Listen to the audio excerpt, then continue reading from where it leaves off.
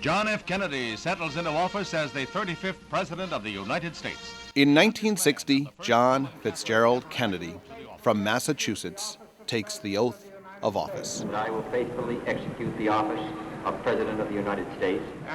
A bold visionary, President Kennedy challenges Americans to do for their country. And so, my fellow Americans, ask not what your country can do for you, ask what you can do for your country. Kennedy initiated an age of positive change and growth. The age of Camelot in America. Kennedy was a visionary, able to awaken the hopes and dreams of every American and build national unity. As Kennedy neared the end of his third year in office, he traveled to Dallas, Texas, with much fanfare. Kennedy's trip to Dallas was as much about conveying a message of hope and optimism as it was to celebrate the times. The weather dawned as perfect, totally in concert with the mood of the country. And then, gunshots. Parkland Hospital becomes the center of the universe as throngs of people and media await and get the word on the death of President John F. Kennedy. The end of an age of innocence.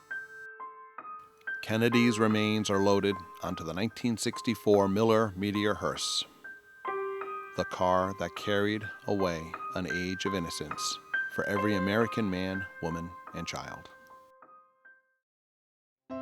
As Air Force One departed, a new chapter in history began. A time when many of Kennedy's dreams would be realized, immortalizing his visions for America. It's one small step for man, one giant leap for mankind. To this day, there are many questions about what took place on November 22nd, 1963. We do, however, know this. The convertible that JFK rode in on that November day has been completely reconfigured at least once and no longer retains its originality. The provenance of this Cadillac is impeccable. It has been in the possession of the current vendor for over 40 years. This example remains as the last surviving, definitive, and unquestionably pure motor car to carry President John F. Kennedy. It is with great respect and reverence that the Worldwide Group offers this irreplaceable piece of American history, the most important professional car ever to be offered to the public. The 1964 Cadillac Miller Meteor Hearse, the penultimate symbol of the end of Kennedy's age of innocence in America.